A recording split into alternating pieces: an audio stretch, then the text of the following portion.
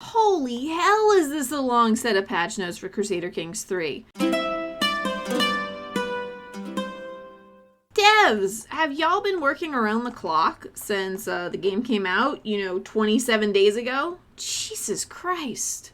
Alright, it's me, Enigmatic Rose 4, but you can just call me Rose, and we are going to be looking at the 1.1 patch notes for Crusader Kings 3. And my god, I went cross-eyed looking at all of these. There's so many of them. I don't think I can even cover the most significant bits of the entire thing by myself, but that's alright, because I have Lord Lambert, my fellow NoCB podcast host, to split the duties with me. He'll be covering game balance, AI, art, localization, game content, and user modding. So if you want the SparkNotes version of those sections, or however he decides to share them and discuss them, please follow the link in the description down below, or if you wait till the end of the video, there will be a link for you to click on there to expedite your progress, or progress, your way of traveling to his video. Alright, so we're going to jump in here at databases, and bug fixes are what we're going to look at. But we'll start with databases. The database changes are quite varied. I think one a lot of people would care about is the fact that Socotra is now de jure to the Duchy of Socotra. I think that's a pretty important thing. I mean, you can't make a Merchant Republic yet, but starting there has still got to be a major challenge, just like it was in CK2. And it was sort of almost a meme run to start in Socotra as a merchant and become a Merchant Republic and conquer everything. But can't quite do that yet here in CK3, but it's still got to be a lot of fun. We also now have different traits for children who are concubines and children of consorts. So you know if who was in charge of the family. Was it the man or the woman? This will tell you right away. I'm not sure how I feel about that, but it is a thing. Alfred the Great. He pops up a lot in this dev diary, this patch notes, but his House of Wessex now has their motto fixed. And his youngest daughter is no longer his eldest. She is properly his youngest daughter. She must have been time traveling or something. Not quite sure. Oh, and we mustn't forget that Prussian names have been changed to be less German. That's up here somewhere. Yep, changed a few Prussian dynasty names to sound less German. Can't get them confused, guys. There's a big difference, especially if you play EU4. There's supreme satisfaction gained from seeing a bug squash, and they sure deliver with that, with these bug fixes. I mean, my good God, look at them. Look how many bug fixes. There's no way you expect me to read through all of them. I mean, I read through all of them, but I mean, read them all out in the video. I don't think I'd have a voice left. But let's look at some major ones. I have to say the biggest bug is the achievement one, which is buried in here. Here it is. Intended achievements where you need to start as a particular can now also be accomplished after that character's death. Isn't that amazing? So if you start Matilda's achievement, give a dog a bone, and then she dies, and you realize, oh my god, it's 1 a.m., I gotta go to bed, and you close down your game and you go to bed, and the next morning you wake up, and, you load up the game, and the achievement will still work now, even though you're playing as her kid. Very, very happy to see that. And I believe it means it's time to go for a Mother of Us All achievement, because that's going to be one hell of a video, one hell of a long run. But it was pretty much impossible for him, because it was going to take so long. You run too much risk of power outage or your game crashing and then hours down the drain. Oh god, that'd be so bad. But that's fixed. That, I think, is the biggest bug fix right there. The rest is just superfluous. Don't worry about it. That's the biggest one. Not really. Not really. Okay. Let's go take a look. You'll be sad to hear that cloning your spouse is no longer a thing. If you would like to know what I mean, I will just throw a picture up here for you to see. Yeah, your spouse got cloned. That's no longer going to happen. Where were their exact words? Yeah. When your spouse is also your heir and your latest save, we don't clone them to show them twice in the main menu. That's probably good. Because, I mean, if your spouse is your heir, your spouse might try and murder you. You don't want two of them because they have double the murder power. Ooh. Ooh. Speaking of spouses, you can't get them to make the Pope renounce Catholicism anymore. The Pope likes his power. Same goes for any other head of religion. Doesn't matter how charming your spouse is. We'll all be happy to hear that Assyrians are no longer secret Byzantines with access to cataphracts. I'm sure that was rather terrifying to come across on the battlefield. Also, sadly, no more baby commanders. Yes, your 6-month-old can no longer become an amazing holy warrior, nor can they start preaching. You know, they really got to learn to talk first. Nor can they participate in intrigue challenge events. The world's too cruel for children in Crusader Kings, but we have to protect them somehow and draw a line somewhere. Speaking of babies and genetics, you can no longer get multiple levels of the same congenital trait. Yes, I'm really sorry. You can no longer be quick and intelligent or beautiful and pretty.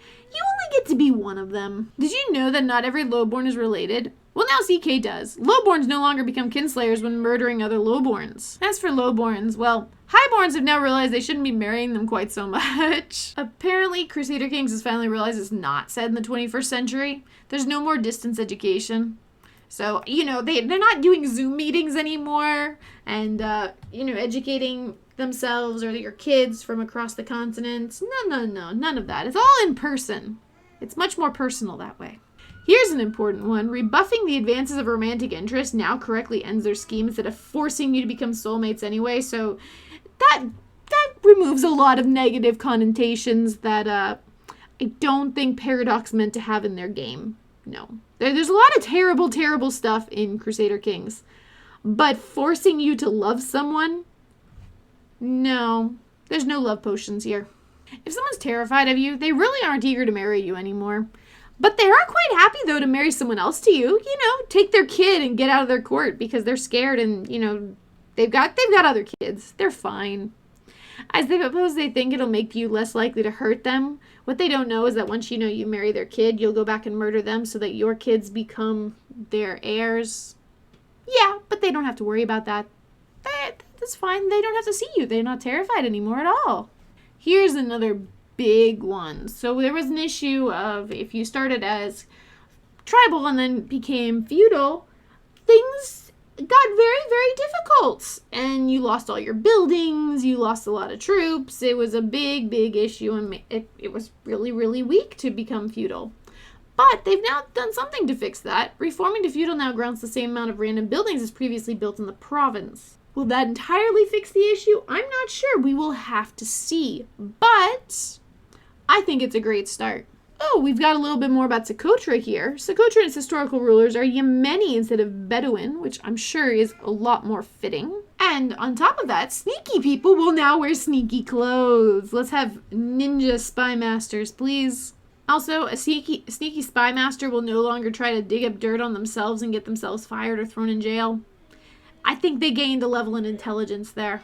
And then we have a bunch here about heads of faiths, but what I like this is the Mongol Empire will no longer destroy itself when they're winning a war. I think that's probably the way it's supposed to work. And the Pope will now wear the correct clothes in multiple ways. Always wear the correct clothes, and now wears the correct clothes. There's so many things in these patch notes that they actually put down the Pope is going to wear the correct clothes twice. Maybe he's going to wear 2 types of clothes. Maybe he's going to wear 2 outfits, one on top of each other. Maybe he's just got like a hat on top of the other one. He's got mega Pope hats. That'd be impressive. Also, he can no longer excommunicate himself, which is in here somewhere. I just lost it. There's so many words. Where are you? Oh, it was right there. I was just staring right at it. The head of faith can no longer excommunicate themselves. That's probably a good thing. That would cause a lot of dissension and issues within the religion. Also, the Pope will no longer publicly accept cannibalism, but privately, that's okay. That's fine. He needs it for his secret Pope rituals, I suppose. Speaking of cannibalism, it's now more hygienic and mod-friendly, which I'm sure will make it a lot easier for people doing the vampire or werewolves or anything else in terms of mods. There were a bunch of tweaks restoring the HRE, including the fact that you really shouldn't be at war with the Pope when you're trying to form a holy empire. And remember I said there was more about Alfred the Great? Well, he found his missing children. Don't know where they were, but they've been found. Also, His brother Aethelred is now significantly more unlucky while Alfred is alive and his heir. So if you start as Alfred, you've got more chances of, taking over and following the historical route, or, starting the historical route and then taking it off into La La Land. Oh, and there'll be no more daredevils running around because blind characters can no longer become knights. No more walking ghost dogs either. When your dog dies, you lose the walking dog modifier. No longer are you protected from becoming a concubine or consort when you actually have some of your own. So that's a good thing. Also, another one is that founding a holy order as the Deacanosa is saved as a global flag for the Give a Dog a Bone achievement.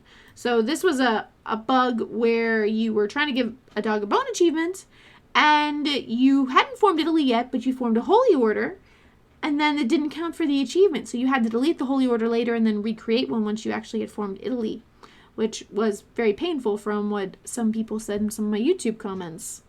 I didn't experience it myself, but I can just imagine it would be very, very annoying. I'm glad they fixed it. And there we go. Those are the bug fixes and database changes that stuck out to me when reading through the patch notes. I don't think I've ever seen patch notes that are so long or detailed, and I only had half of them to cover. Like, can you imagine if I'd had all of the patch notes to cover? Thank you, Lord Lambert, for agreeing to split them up with me, because my God. Remember, if you want to hear about the rest of the patch notes, go check out Lord Lambert's video on. It should be popping up in the top right-hand corner of the video. It will also be linked at the end of the video. And then there is another link down in the description box down below. And remember, you're always welcome to come join us on Twitch this Wednesday for No CB Podcast with Leanna and Father Loris as well to discuss these patch notes. And we'll be discussing, of course, other grand strategy news that has come out this week. I believe Imperators had some big news today as well.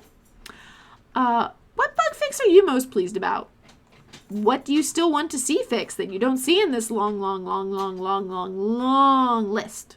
Let me know in the comments down below. Or, come pop into my Discord. There's a link in the description. You can also, wander your way over to Patreon and see if you want to check that out. But I'll see y'all later in the next video. Bye, guys.